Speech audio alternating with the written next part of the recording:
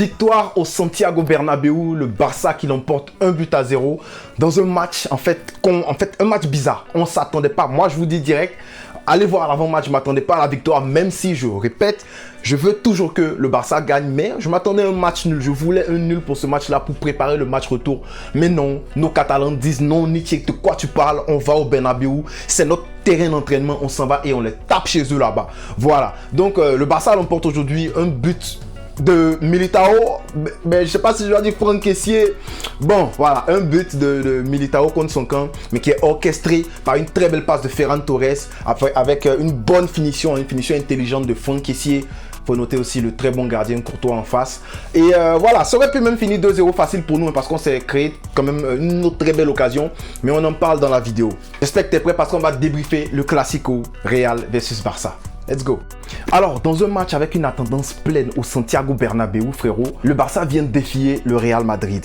Et du côté du Barça, on a une formation typique, presque typique, la façon dont on avait en fait imaginé le match, seulement qu'en défense centrale, Xavi a préféré aligner Alonso. Alors, tu vas te dire, mais où est Christensen? C'est parce que Christensen a eu une gêne avant le match, en fait, à l'entraînement, qui fait qu'il n'a pas été titulaire dans ce match-là. Donc, Alonso qui a commencé ce match-là. Devant, ça a été presque la même chose qu'on a simulé dans notre avant-match. On avait demandé Gavi à gauche, Ferran en pointe, et puis Rafinha à droite, et puis un milieu Busquets, De Jong, Franck Kessié. C'est ce qui a été fait du côté du Barça. Mais en face, le Real Madrid, ils ont envoyé leur formation typique, leur formation type A. En fait, ils étaient venus pour nous faire mal. Ils sont venus pour démolir le Barça, voilà, parce que tous les titulaires étaient présents. Bon, à part Alaba qui n'était pas là, mais bon, tu vois que dans leur défense, tout le monde était presque calé. On peut aussi noter l'absence de Mendy, mais il faut voir que dans les matchs précédents, voilà, il n'était pas trop en forme.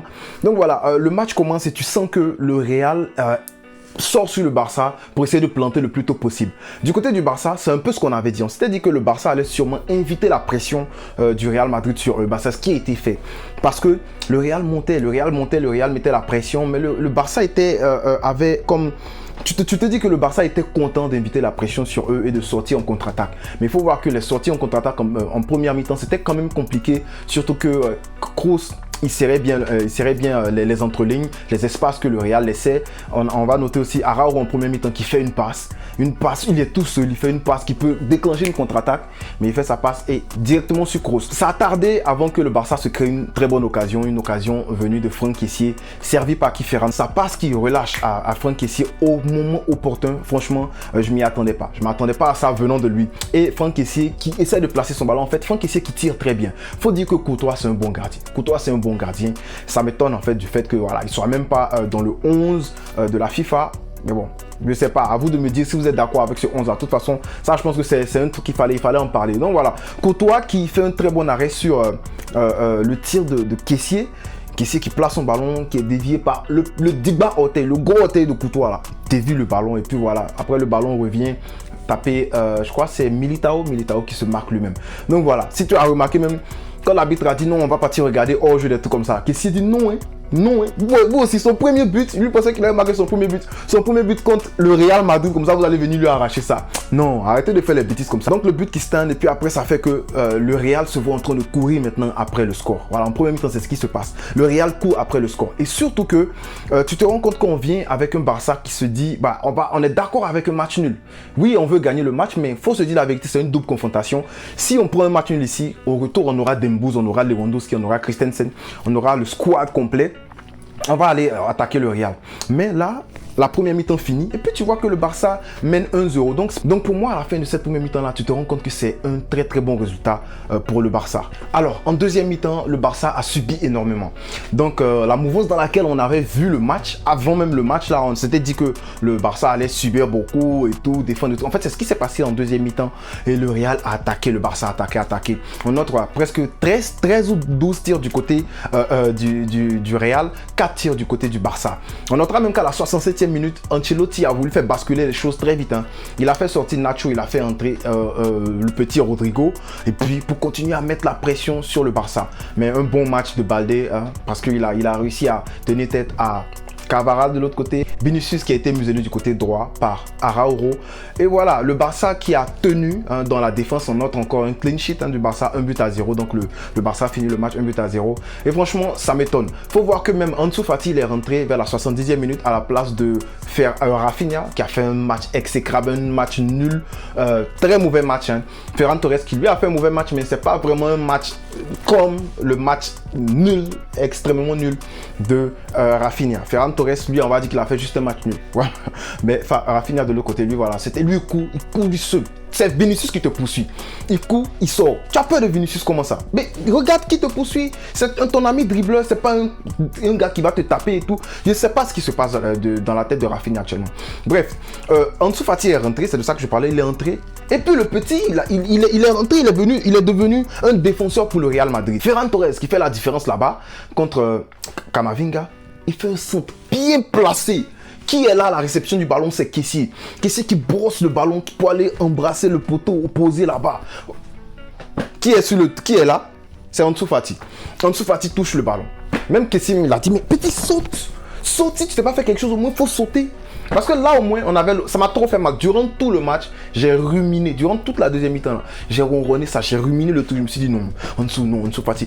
Parce que ça, c'était le moyen de sortir de ce match avec 2-0, clouer l'adversaire, comme ça quand ils viennent chez nous, ils sont obligés de sortir, et ils sortent, on a Dembélé qui va les prendre en profondeur. Mais là, 1-0, le match n'est pas encore plié, donc ils peuvent venir et puis faire le tour pour le tour en Catalogne, au Camp Nou, pour essayer de nous faire mal. Quoique, franchement, dans le fond, le résultat qu'on a eu, moi, un match nul, ça aurait été un excellent résultat pour moi. Il faut se dire la vérité.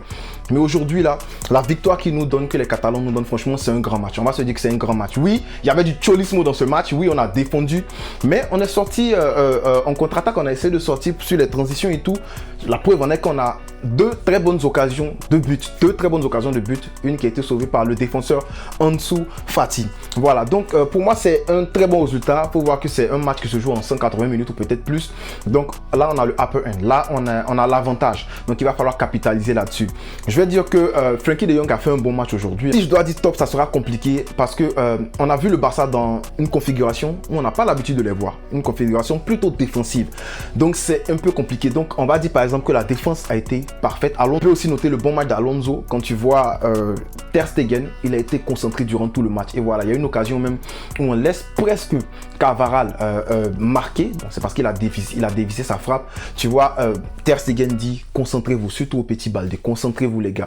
Donc voilà, je pense que la défense a été très mature dans ce match-là. Tout le monde était concentré et je me suis dit que c'était la clé de ce match-là. C'était la clé, c'était de ne pas prendre de but, c'était de ne pas encaisser, de ne pas être, c'était de ne pas se faire éparpiller par l'adversaire. Aujourd'hui, ça a été chose faite. Au milieu, bon, moi je vais dire que Gavi n'a pas fait un bon match. Busquets, je ne sais pas trop quoi penser de son match aujourd'hui. Il faut qu'il se réveille. Voilà, on peut dire qu'il faut qu'il se réveille parce qu'on a l'habitude, on peut voir mieux que ça. Frenkie de Jong, c'était le meilleur des milieux. À côté de Kessie, on peut même dire que Kessie était le meilleur des milieux aujourd'hui. Ça aurait été parfait si ce deuxième but il avait marqué, si le but où Ansu Fati enlève le ballon, il avait marqué, ça aurait été pour moi l'homme du match. Mais voilà, je vous laisse cette tâche-là de me dire c'est qui l'homme du match pour vous. Je serai content de lire votre commentaire et puis bien sûr d'y répondre. N'oubliez pas, il y aura une vidéo qui va sortir, on va reparler de ce match-là de façon calme. Parce que l'arbitre même, je comprends pas. L'arbitre même, je comprends pas. Vinicius vient, il cogne Gavi. Gavi dit, oh, quitte là. Gavi prend un carton jaune. C'est quoi ça?